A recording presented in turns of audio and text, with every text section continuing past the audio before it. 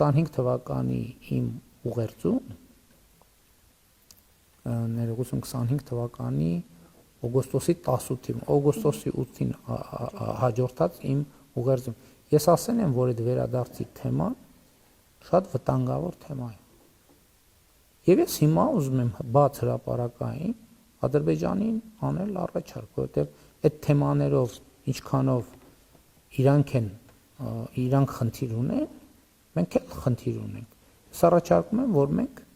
համատեղ ընդունենք ճանապարհային քարտեզ, այս երկու թեմաները զուգահեռ փակելու ուղղությամբ։ Որտեւ ես արդեն ասել եմ բաց հրապարակային, ես մեր Ղարաբաղի ժողովրդին էլ եմ ասել, որովհետեւ ասում են, բա պիտի վերադառնանք, ես ասել եմ դա իրատեսական չի, որովհետեւ եթե մենք շարունակենք վերադարձի օրակարգը, այդ նշանակում է մենք նորից սկսենք Ղարաբաղյան շարժումը։ Ես ասել եմ, որ մենք պետք է չշարունակենք Ղարաբաղյան շարժումը։ Հիմա Ղարաբաղյան շարժումը ավարտվել է եւ ինքս իրան սկսելու փորձերը օգտակար չեն։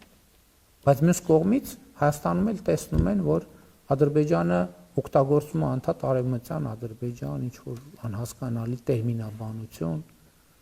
Հիմա պետք է հասկանալ, որի պատճառն է, որը պատճառ է եւ որը հետևանք է։ Բայց ես ասում եմ, ուղիղ առաջարկ եմ անում, հույս ունեմ այս առաջարկը կթարգմանվի, որպեսզի տեղ հասնի, ես ասում եմ, եկեք, նստենք, միջոցառումների ճանապարհային քարտեզ մշակենք, ոնց ենք այդ թեման հանում, որովհետեւ այդ թեման հանելը նշանակում է երկարաժամկետ ռազմավարական առումով ընդհանրապես բացառել որևէ կոնֆլիկտային իրավիճակ։ Փաշինյանը նույն նժարի վրա է դրել այսպես կոչված 300,000, հիմա արդեն ասում են 500,000 ադրբեջանցիների վերադարձի հարցը Հայաստան, արցախցիների Արցախ պայմանական վերադարձի հետ։ Սրանք նույն հարթության վրայի հարցեր են իսկապես, այսինքն մեկը պայմանավորված է մյուսով։ Հանրապես իրար հետ կապ չունեցող հարցեր են, այդ դեպքում մենք էլ պիտի խոսենք 300,000 Բաքվում ապրող, Սումգայիթում, Կերաբադում ապրող հայերի մասին։ Ույս եթե այն թեման ուղիղ կապ ունի այն մյուս թեմայի հետ։ Սրանք իրար են չզուգացնում։ Արցախի հարցը լրիվ այլ թեմա է, որտեղ Արցախը, այսպես ասենք, ինքը ուներ եւ սովետի ժամանակ կարգավիճակ եւ Արցախի ինքնորոշումը եղել է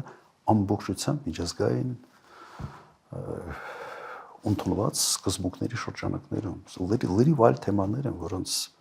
համեմատությունը ուղղակի կոռեկտ չի։